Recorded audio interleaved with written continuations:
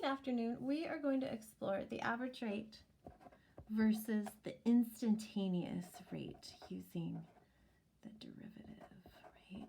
Average rate versus instantaneous rate.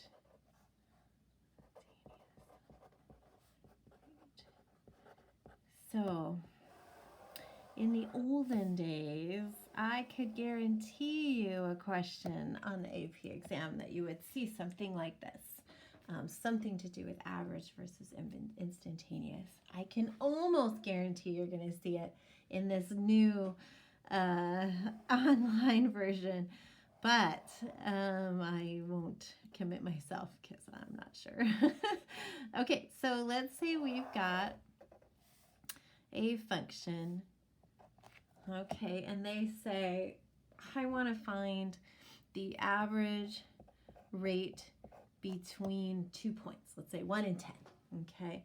So any 2 points, A and B, we can find the average rate between them, and that corresponds to the, yeah, you got it, this line, right? The slope of this secant line, that's the average rate, okay, is the slope of secant. Okay, and to find the slope, it's just like going back to algebra 1, right? Okay, we've got 2 points, B, F of B, A, F of A, and we're going to do delta Y over delta X. So average rate is equal to the difference in the Y values, delta Y, right, over delta X, which is B minus A. Okay, no calculus in that, right? It's just the slope of the secant. Now, if we want the instantaneous rate, we've got to bring these points together, right? And when we do that in the last video, right, we did that, we took the limit of this, right, and we got the derivative. So the instantaneous rate is equal to the derivative, or f prime of x, or the slope of the, you said it, I know you did, slope of the tangent. I'll squeeze that in there. Slope of the tangent. Okay, so instantaneous rate, and we've got all these methods to take the derivative of any function. You guys have memorized all the trig ones, hopefully.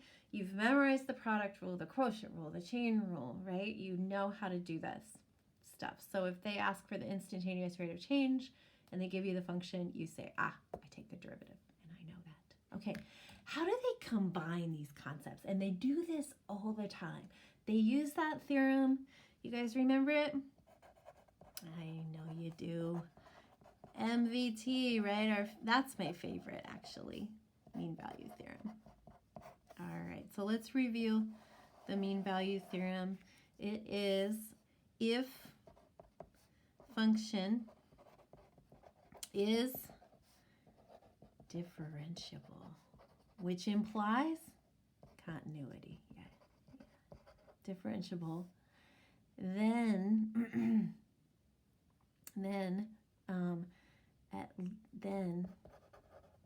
at least one value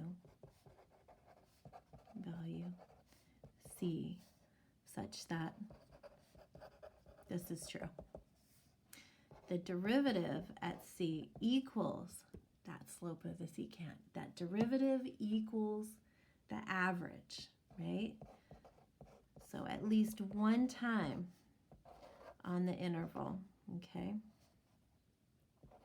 And I didn't write the whole formal definition. You guys can look back at your notes for that, okay? So what this means is, let's say we've got a function like this, and it's differentiable. There's no sharp corners, right? And we've got 2 points, A and B.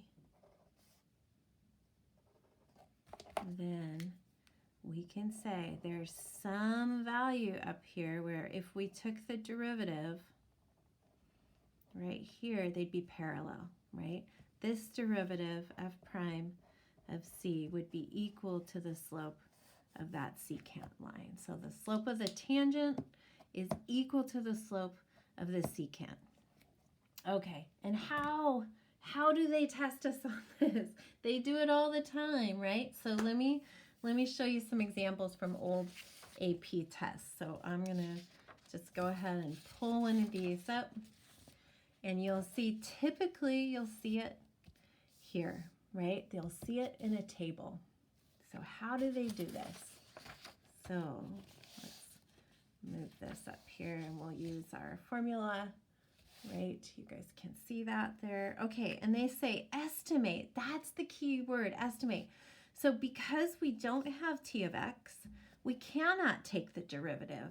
So we have to do something else, and that's apply MVT. And we're going to do that, t of 7, we're going to do that right around 7. So you're going to pick the two closest points, which are 6 and 8.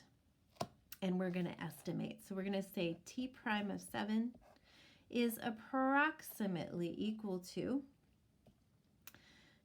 t of 8 minus t of 6 all over 8 minus 6. And that equals 55 minus 62 all over 2. And the difference looks like 7. Yeah? Negative 7 halves. And then they want measurements, right? So they want indicate units of measure. So we on top we have degrees C, on the bottom we have centimeters. So it's degrees C over centimeters. And what theorem allows us to do this? Exactly, MVT. MVT. So if they ask you that, you know immediately, okay, I got it, MVT.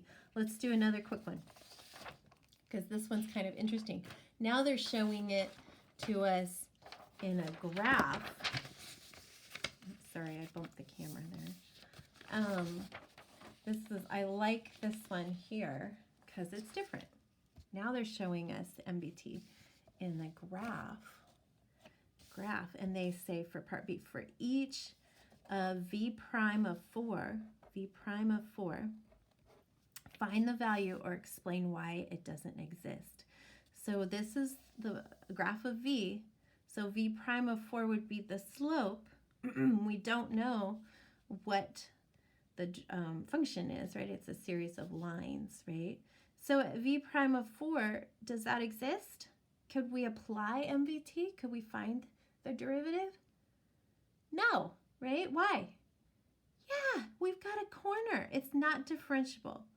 Equals dne not differentiable because it doesn't exist, because there's a corner. Now let's do v prime of 20, because they want that one too, v prime of 20. Okay, so now 20 is in between these two, and it's straight line function. So we can apply MVT because the actual derivative is the straight line. It's the slope. So all we have to do is f of b minus f of a, right?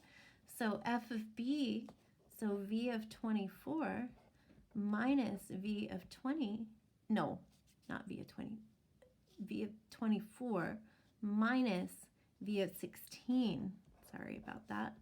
24 minus 16. Okay, and then this is 0 minus 20 divided by, well, 24 minus 16 is 8. So we get negative 28. And if we want the units are meters per second, right? Because the top is meters per second. The bottom is seconds. So what did we actually solve for? Meters per second squared. This is an acceleration, right? And the acceleration is constant because that slope is constant. So we kind of used MVT there, kind of not, kind of just used the average rate, which was equal to the instantaneous rate because we were talking about a line. So there's just a couple of examples on free response problems where you're going to use MVT. Thanks.